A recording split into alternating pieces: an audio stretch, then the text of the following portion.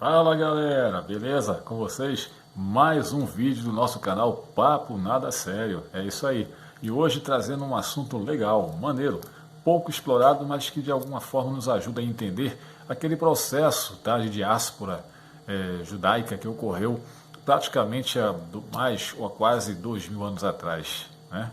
Tem quase isso, basicamente quando os romanos destroem Jerusalém, todo o reino da Judéia, e acaba espalhando o mundo afora os judeus.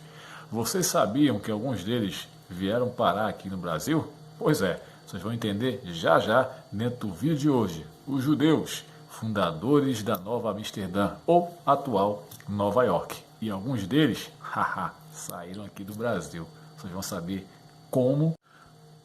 Mas por enquanto, vocês que ainda não são inscritos no nosso canal, façam isso aí rapidinho, ó, like. Antes disso, aperte o sininho de notificações para estarem recebendo, tá, semanalmente as notificações de nossos vídeos e a partir de então se tornarem inscritos no nosso canal, beleza? E estou avisando a vocês de antemão, nós vamos fazer um sorteio especial, o que vai ser no vídeo da próxima semana ou dentro da nossa live amanhã, sexta-feira, às 22h30, vamos estar divulgando o que vai ser sorteado para os nossos inscritos aqui no canal Papo Nada Sério, é de moral, beleza? Contamos com vocês. Então aí, ó, perca mais tempo não, se inscreve rapidinho no nosso canal, assiste esse vídeo, tá certo? Deixa lá os seus comentários no final, tá, do nosso vídeo e compartilhe com quem vocês conhecem, beleza? Papai, mamãe, tio, tia, vovó, vovô, amigo, enfim, para quem vocês indicarem, os nossos vídeos vão estar sempre lá para pronta consulta, beleza? Então, já, sem perca de tempo, os judeus que fundaram Nova York. Já eu volto, hein?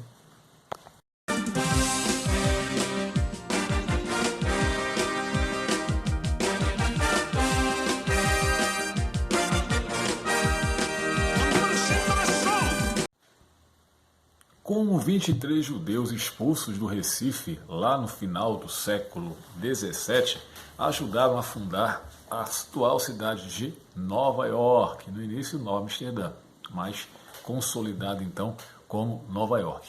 Nosso vídeo vai explicar justamente essas questões e o que envolveu, tá, a ida desses judeus lá para a região, ou para aquela região da América do Norte, tá? A bordo do navio Valk, cerca de 600 judeus deixaram Recife, em Pernambuco, expulsos pelos portugueses. Vale lembrar que durante quase 35 anos, 25 anos basicamente, o Nordeste brasileiro foi ocupado pelos holandeses. É isso aí.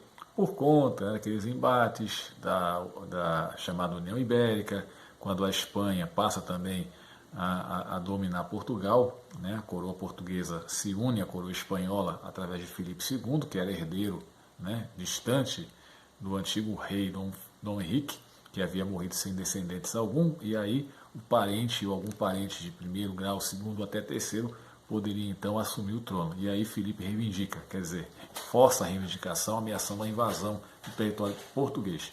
E aí acaba se tornando rei. E vale lembrar que a Espanha tinha sob suas posses coloniais algumas regiões dos chamados Países Baixos, e a Holanda estava inclusa. E quando da independência holandesa, fica essa rusga, né? Esse ressentimento por conta da perca de um território importante para eles. A Holanda se torna independente e Portugal, antes da União Ibérica, tá, havia feito vários acordos comerciais com ricos banqueiros e comerciantes holandeses para financiar a atividade açucareira no Brasil. E aí quando Filipe assume o poder, um determinado tempo, ele fala, ninguém pague mais empréstimos aos holandeses. Resultado, os holandeses não iam perder o dinheiro e automaticamente bolam um plano para invadir o Nordeste do Brasil, tá? E ocupar aquela região, tomando para si os engenhos de produção de açúcar e automaticamente o monopólio na fabricação do açúcar brasileiro. Olha aí que coisa, hein? Só que depois de muito tempo, tá, os luso-brasileiros, com o apoio da coroa portuguesa, acabam expulsando os holandeses de lá. Durante o período que os holandeses estiveram no Brasil, houve uma abertura muito grande, tá? E a tolerância religiosa foi uma marca importante naquela ocasião, onde os luso-brasileiros que ali permaneceram, inclusive muitos senhores de engenho, né, que já professavam a fé católica. Afinal de contas, Portugal é um país extremamente católico, tá? O era mais ainda naquela época. Mesmo assim, tá? Os administradores holandeses que ali estiveram, principalmente o Maurício de Nassau, que administrou toda a região de Pernambuco, foi tolerante, e muitos judeus, tá, que viviam na região da Holanda vieram para o Brasil, uma vez que agora a região nordeste do Brasil era tolerante religiosamente e eles não precisariam mais se esconder para praticar os seus cultos, né? E aí, vindo para o Brasil, para o nordeste brasileiro, debaixo da batuta dos holandeses, o culto, o judaísmo, poderia ser praticado abertamente, sem nenhuma restrição. E para cá eles vieram. Mas a história dos judeus no Brasil começa muito antes da chegada dos holandeses aqui. E a gente vai conhecer um pouquinho disso agora.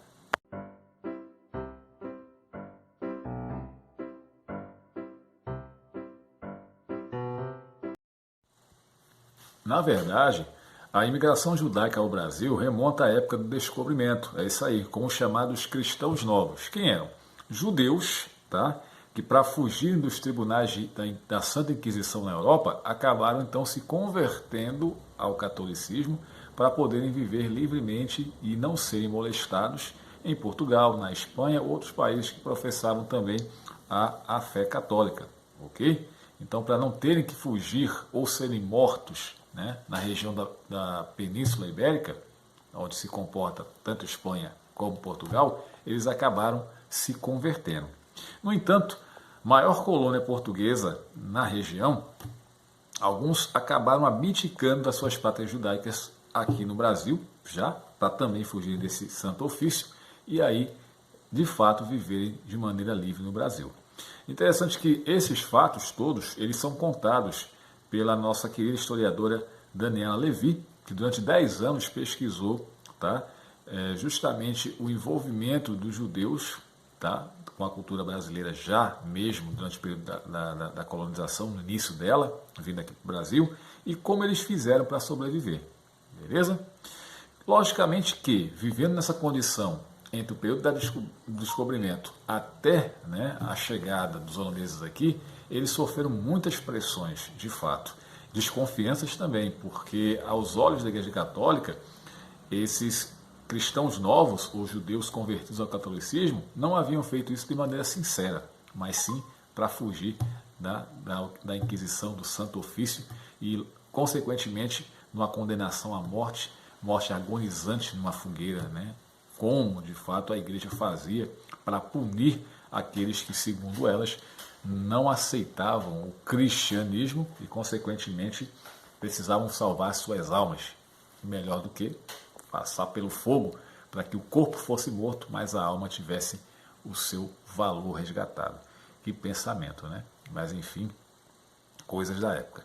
E então, em 1630, quando finalmente os holandeses conseguem conquistar uma região do Nordeste, que foi Pernambuco, esses chamados cristãos novos veem a oportunidade de voltarem a reviver os seus tempos de judeus natos ou de praticar novamente o judaísmo. E com a ocupação justamente do Nordeste brasileiro pelos holandeses, os judeus novos convertidos ao catolicismo que aqui estavam voltaram a praticar a religião judaica e da Holanda vieram outros judeus também para cá para poder de fato fortalecer, tá, esse momento tão especial. E é interessante que, segundo a historiadora Daniela Levy, a autora justamente do livro, né, que nós estamos usando como base para o nosso vídeo de hoje, o vídeo é De Recife para Manhattan, os judeus na formação de Nova York, editora Planeta. Quem quiser dar uma consultada lá, procurar esse livro aí, né, no escalé de opções da internet, fique à vontade. Eu recomendo a leitura, é um livro excelente que explica justamente ponto a ponto como esses judeus tiveram a oportunidade de chegar lá. Lógico que a gente vai contar aqui alguma coisa, mas detalhes, né, bem mais, vamos dizer assim, contundentes sobre esse processo vocês encontram lendo esse livro. Vamos ler, né, pessoal? Vamos ler, vamos quebrar essa cultura de que o brasileiro não lê. Vamos começar a ler, inclusive uma leitura muito interessante, muito fascinante, mergulhe nela e você de fato vai poder apreciar essa boa leitura que a Daniela Levi trouxe para a gente aí através dessa obra, desse livro tão importante, tá certo? E interessante que ela fez uma dissertação e essa dissertação virou justamente esse escrito, esse livro legal. E o que ela fala então sobre os judeus em relação a esse processo? Ela diz que os judeus que vieram ao Brasil, eles eram justamente descendentes dos cristãos novos que aqui já estavam, tá certo? E que depois de um tempo mudaram para a Holanda, tá? Um século depois da conversão forçada aqui no Brasil. Naquele país eles puderam retornar à prática do judaísmo, recuperando tradições e reorganizando-se enquanto comunidade. E aí, logicamente que muitos deles, saudosos da região do Brasil, por ocasião da ocupação dela pelos holandeses, né, eles têm então a possibilidade de retornarem ao Brasil, quem sabe, na região que eles consideravam próspera, para eles, judeus, pudessem novamente restabelecer as suas práticas, né, também aqui em terras brasileiras, certo? Ok? E ao virem para o Brasil, né, eles foram abrigados aqui por parentes que não tinham ido para a Holanda, continuaram vivendo no Brasil, tá certo? Mas preferiram constituir a sua própria comunidade, na qual podiam, enfim, professar sua religião em paz, dedicando-se ao comércio, à botânica e à engenharia, certo? Eles construíram escolas, cemitérios, deram sua contribuição para o enriquecimento da vida cultural da região e também criou sinagogas. A primeira sinagoga judaica estabelecida nas Américas, lá em Recife, né, foi a Causur Israel. Foi fundada ali, ocupando um dos casarões da Rua do Bom Jesus, então chamada Rua dos Judeus, e reinaugurada aí há praticamente 20 anos atrás, né, em 2002, ela foi restaurada para abrigar ali novamente um local de culto judaico, certo? Ok? Mas continuando as informações. As estimativas sobre o número de judeus no período holandês variam muito, entre 350 e 1.450 pessoas que estiveram aqui no Brasil. O número é expressivo, considerando que cerca de 10 mil pessoas viviam naquela região. Então dá para observar que praticamente um pouco mais de 1% da população, né, de Pernambuco naquela época, naquela região, né, eram basicamente de judeus descendentes, né, os primeiros judeus lá daquela época que aqui habitavam. Tá bom? Então, continuando informações acerca do que o livro traz, a historiadora ela diz que o fato dessa população ter vivido aqui não só se deu ao fato de que a Holanda era calvinista, permitindo a liberdade de culto, mas também graças a Johan Maurits van Nassau-Siegen, ou Maurício de Nassau, nosso conde João Maurício de Nassau. Um cara extremamente tolerante, tá? A diversidade religiosa também. Tanto que tem um entrelance aí meio esquisito, que depois que ele sai, porque na verdade ele era um conde, tinha esse título, mas a Holanda, a parte holandesa que dominava o Brasil, o nordeste do Brasil, era justamente aquela empreendedora. Era os banqueiros e os comerciantes que haviam fundado, né, a Companhia das Índias Ocidentais e que resolveram usar o Brasil como uma espécie de fábrica, né? Um ponto de fabricação de açúcar que eles já vendiam por conta do pagamento que eles recebiam na época que fizeram os empréstimos, né, aos senhores de engenho no Nordeste do Brasil, e uma parte do pagamento desses empréstimos era feito com açúcar, que eles usavam então de forma hábil para comercializar na Europa, e usavam os navios justamente da Companhia das Índias Ocidentais para fazer esse transporte. Então, Maurício Nassau veio para o Brasil, assim como os demais administradores, tá, que acabaram ocupando esse espaço nas outras regiões nordestinas que os holandeses também ocuparam. Aí eu cito Paraíba, Rio Grande do Norte, Ceará, Piauí, Maranhão.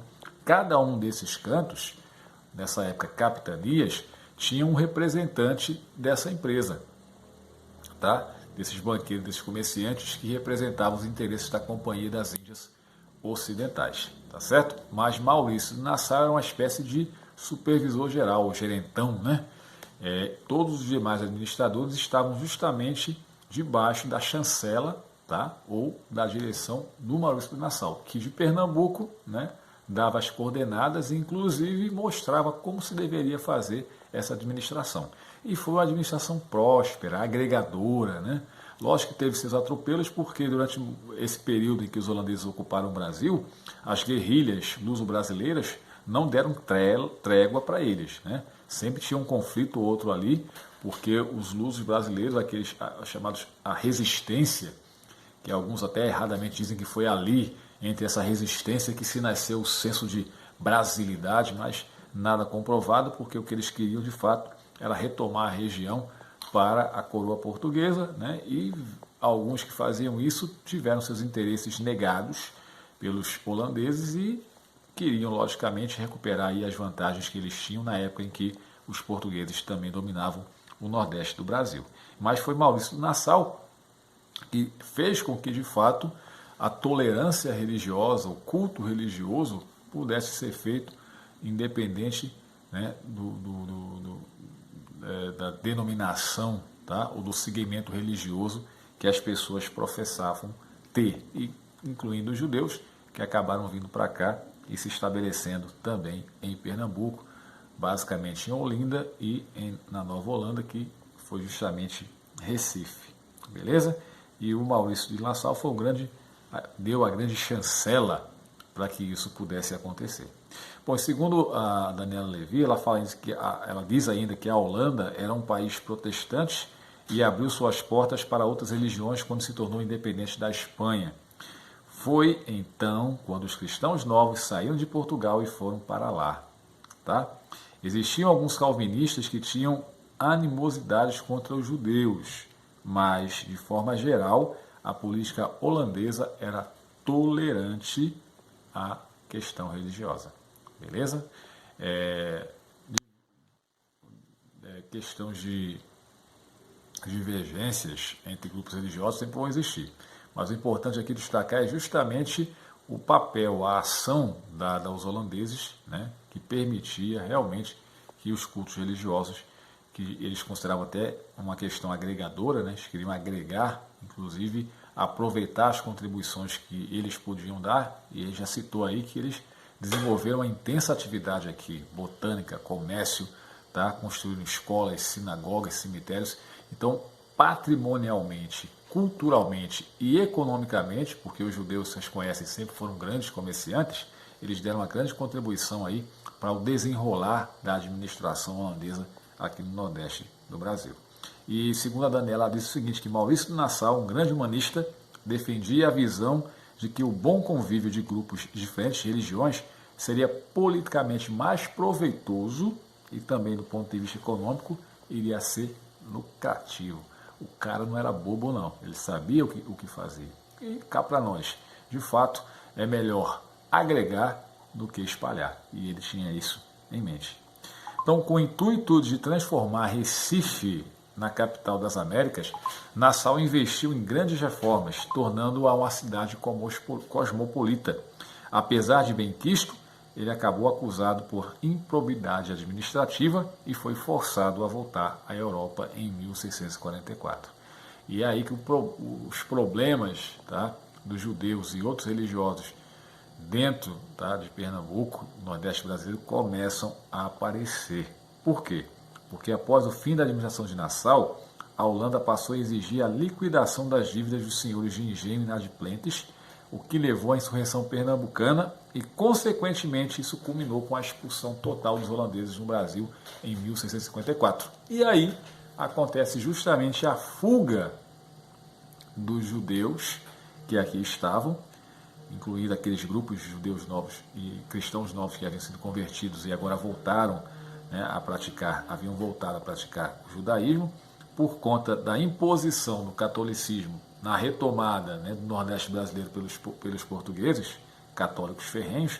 Eles tiveram então que fugir, ou seja, foram expulsos realmente do Brasil. E é aí que começa toda essa saga. Eles queriam voltar para a Holanda, aí que é o grande lance. Quando se fala lá, foram judeus que saíram do Brasil que fundaram lá, ajudaram a fundar lá Nova York, lá na América do Norte. Mas eles fizeram isso por um acidente. Sabiam disso? Como acabei de citar, a intenção deles era voltar para a terra natal, para a Holanda, onde o culto do judaísmo era permitido devido ao calvinismo, uma versão mais liberal, tá, do cristianismo, que aceitava, deixava de boa, né? Eram mais tolerantes em relação a isso. De lá, eles haviam chegado no Brasil 2 décadas antes, né? Praticamente quando os holandeses chegaram aqui. Mas o que aconteceu na ida deles para lá? Uma tempestade desviou o navio do caminho e o navio acabou sendo saqueado por piratas, uma vez que estava à deriva. Esse grupo que ficou à deriva, ele foi resgatado por uma fragata francesa e levado à Jamaica, então colônia espanhola na época, e eles acabaram sendo presos pelos espanhóis, que eram os antigos colonizadores da Holanda. E aí, por divergências políticas, administrativas, eles acabaram sendo presos. Mas, graças à intervenção do governo holandês, foram libertados. E, por motivos financeiros, parte do grupo seguiu para um destino mais próximo, tá, do que a Europa. E aí é quando fundam a Nova Amsterdã, que posteriormente viria a se tornar Nova York. Então, foi justamente por conta de dinheiro, din-din, na verdade a falta deles, que parte desse grupo, que não retornou à Holanda, preferiu ficar num canto mais próximo e ali se estabelecer, criando a possibilidade de espalharem o judaísmo ou construírem uma própria sinagoga, coisa que fizeram um tempo depois, e a partir dela surge uma cidade que hoje é uma metrópole mundial, Nova York, né? Uma das principais cidades dos Estados Unidos. Que interessante, né? Então, da próxima vez que for contar da história dos judeus que fundaram, tá, Nova Amsterdã ou Nova York, lembre-se desses aspectos. Saíram sim do Brasil, mas foram para lá por um mero acidente, né, uma fatalidade que acabou acometendo essas pessoas. Mas a história como toda é legal. Quer saber um pouco mais disso? Então vai lá dar uma lidinha no livro da nossa querida Daniela Levi, tá? Ela vai te contar um pouco mais. Eu li o livro, particularmente ele é muito bom. Eu não posso dar spoiler dele. Eu falei até muita coisa que eu deveria falar, porque tem os direitos autorais como um todo. Quero até agradecer de antemão aqui a possibilidade de estar falando, estar citando a fonte, tá, do nosso vídeo de hoje. Congratular, né, a autora, o livro é muito bom, mas ao mesmo tempo sugerir a vocês, tá, que estão inscritos aqui no nosso canal, que também adquiram o livro ou tentem baixá-lo através de e-book, né, ver os direitos autorais lá, as possibilidades de adquirir, e vocês vão estar realmente adquirindo uma leitura fantástica. Eu recomendo, beleza? Então, mais uma vez eu quero agradecer a vocês pela atenção dada, tá? E dizer que vamos estar comentando um pouco mais desse vídeo e do livro na nossa live de amanhã às 10h30 da noite, lá no nosso canal no Instagram, 22h30 no Instagram, nossa live da sexta-feira, e vocês já estão convidados, beleza? Posso contar? Vou esperar vocês aí. No momento, ó, deixa o like aí, compartilha o vídeo de hoje e amanhã eu te espero na nossa live e na próxima quinta-feira com mais um vídeo aqui no meu, no seu, no nosso canal Papo Nada Sério. Tá bom, galera? Ó, um beijo para vocês, forte abraço e até amanhã com a live e até a próxima quinta-feira com mais um vídeo aqui no nosso canal Papo Nada Sério no YouTube. E amanhã, live lá no Instagram. Cheirão, tchau!